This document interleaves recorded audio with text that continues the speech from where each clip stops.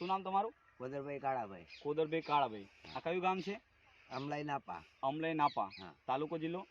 મોડાસા અને જિલ્લો અરવલ્લી. તાલુકો મોડાસા અને જિલ્લો અરવલ્લી. અરવલ્લી.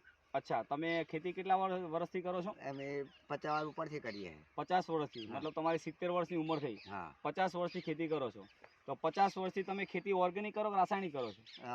અમે સરકારી ખાતર બહુ વાપરતા. બરોબર, મતલબ એગ્રોમાંથી યુરિયા, હા. ડીએપી ને બધું વાપરતા હશો. વાપરતા. તો એ ખાતરો ને બધું વાપરવાથી તમે 50 વર્ષની અંદર ખેતીમાં તમને શું લાગ્યું કે એ ખાતરો વાપરવાથી ફાયદો કે નુકસાન કર્યું? નુકસાન જ્યું તાણે અમને.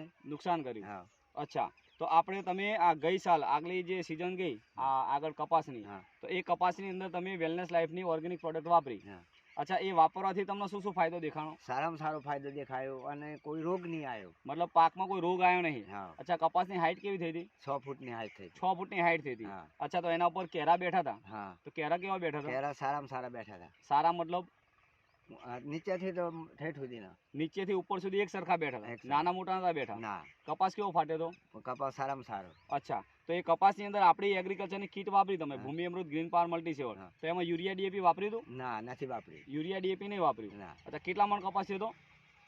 226 મણ. 226 મણ. હા. 226 મણ તમારા કપાસ થયો. એનો ભાવ શું આવ્યો હતો?